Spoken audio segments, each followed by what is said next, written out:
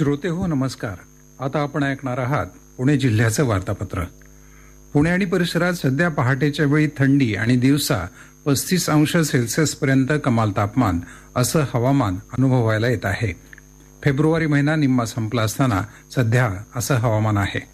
पुणे विभागात यंदा 14 लाख टन साखर उत्पादित करण्यात आली. यंदा राज्यात 85 लाख टन साखर उत्पादनाचा अंदाज पुण्यातील साखर आयुक्तालयानं व्यक्त केला आहे. यंदाचा गाळप हंगाम 1 नोव्हेंबरला सुरू होणं अपेक्षित असताना विधानसभा निवडणूक आणि त्यानंतर आलेली दिवाळी यामुळे हंगामाला तुलनेनं महिनाभर उशीर झाला. अतिवृष्टीमुळे यंदा राज्यात ऊसाला तुरे येण्याचं प्रमाण वाढलं. परिणामी साखर कारखान्यांना या ऊसाचं गाळप तातडीनं करावं लागत आहे. पुणे विभागात गुइलेन बॅरे सिंड्रोमचे 200हून अधिक रुग्ण आढळून आले असून त्यापैकी निम्मे रुग्ण हे सिंहगड रस्त्याच्या 5 किलोमीटर परिसरातील आहेत. उर्वरित रुग्ण पुणे शहरातील इतर भाग, ग्रामीण आणि जिल्ह्याच्या भागात आढळून आले. या रुग्णांमध्ये प्रामुख्यानं कॅम्पायलोबॅक्टर जेजुनी आणि नोरो व्हायरसचा संसर्ग आढळून आला असून हेच दिली.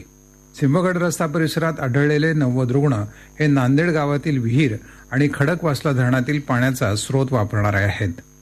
पुणे जिल्ह्यात आतापर्यंत 2,08,000हून अधिक शेतकऱ्यांना ओळख क्रमांक देण्यात आले. त्यात सर्वाधिक ओळख क्रमांक जुन्नर तालुक्यात दिले आहेत. पुणे शहरात शेतकऱ्यांची संख्या कमी असल्यानं केवळ 21 शेतकऱ्यांना ओळख क्रमांक दिले आहेत. शेतकऱ्यांकडे जमीन, कर्ज, मिळणाऱ्या योजनांचा लाभ आदी माहिती असणारं एक ओळखपत्र म्हणजे फार्मर आयडी ॲग्रिस्टेकच्या माध्यमातून दिलं जात आहे. कृषी विभागाच्या योजनांचा लाभ घेण्यासाठी ओळख क्रमांक यापुढे गरजेचा आहे. विद्यार्थ्यांची शैक्षणिक गुणवत्ता वाढवण्यासाठी पिंपरी चिंचवड महानगरपालिकेच्या शिक्षण विभागाकडून सक्षम उपक्रम राबवण्यात येत आहे. त्याद्वारे विद्यार्थ्यांच्या वाचन, लेखन आणि गणित कौशल्यांमध्ये चांगल्या सुधारणा दिसून येत आहेत. विद्यार्थ्यांना भाषा आणि गणित विषयात सक्षम करण्यासाठी हा उपक्रम यशस्वी ठरत आहे. पिंपरी चिंचवड महापालिकेच्या बांधकाम परवानगी आणि अनधिकृत बांधकाम नियंत्रण विभाग आणि क्षेत्रीय धडक कारवाई पथकांमार्फत अनधिकृत बांधकामांच्या विरोधात धडक कारवाई सुरू आहे. अनधिकृत पत्राशेड, कारखाने, गोदामं, भंगार दुकानं तसंच अनधिकृत बांधकामांवर ही कारवाई करण्यात आली. या कारवाईमध्ये साधारण 70 लाख चौरस फुटाहून अधिक क्षेत्राच्या 600हून अधिक बांधकामांचा समावेश होता. मराठा उद्योजक संघटनेद्वारे द्वितीय बिझनेस कार्निवलचं आयोजन पुण्यात करण्यात आलं. यामध्ये महाराष्ट्रातील 300हून अधिक उद्योजकांनी सहभाग घेतला.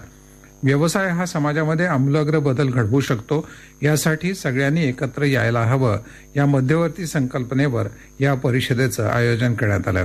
मराठा समाजातील उद्योजकांनी इतर संस्थांसोबत संलग्न होत कशा प्रकारे व्यवसाय वृद्धी करता येईल हे पाहणं देखील गरजेचं आहे, असं मत संघटनेचे अध्यक्ष अरुण निमण यांनी कार्निवलमध्ये व्यक्त केलं. पाश्चिमात्य संगीताचा उत्तम वापर करणारे ज्येष्ठ संगीतकार सी रामचंद्र यांच्या वापरातला दुर्मिळ पियानो पुण्यातल्या राजा दिनकर केळकर संग्रहालयाला सुपूर्द करण्यात आला. सुरेश यादव यांनी हा पियानो संग्रहालयाच्या हाती सुपूर्द केला. 23वा पुणे आंतरराष्ट्रीय चित्रपट महोत्सव 13 ते 20 फेब्रुवारी दरम्यान पुण्यात होत आहे. शोमॅन राज कपूर ही यंदाच्या महोत्सवाची संकल्पना आहे. भारतीय चित्रपटसृष्टीतील योगदानाबद्दल ज्येष्ठ अभिनेत्री शुभा खोटे तसंच ज्येष्ठ अभिनेते अनुपम खेर, गायिका कविता कृष्णमूर्ती यांना पुरस्कार देऊन गौरवण्यात आलं.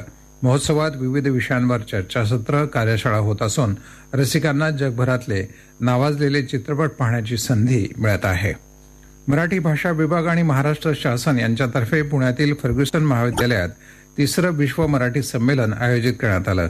बालसाहित्यापासून लोककला आणि संत साहित्य अशा विविध विषयांवर या संमेलनात कार्यक्रम आयोजित करण्यात आले. किर्लोस्कर वसुंधराच्या वतीनं आयोजित किर्लोस्कर वसुंधरा ग्रीन कॉलेज स्पर्धेत पुण्याच्या टीकाराम जगन्नाथ महाविद्यालय आणि पिंपरी चिंचवडच्या कॉलेज ऑफ इंजिनिअरिंगला विभागून विजेतेपद पटकावलं.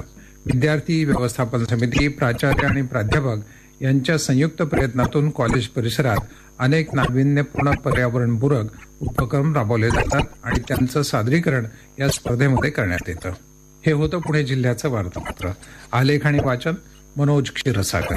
हा कार्यक्रम आकाशवाणी पुणे केंद्राच्या प्रादेशिक वृत्त विभागाद्वारे सादर करण्यात आला.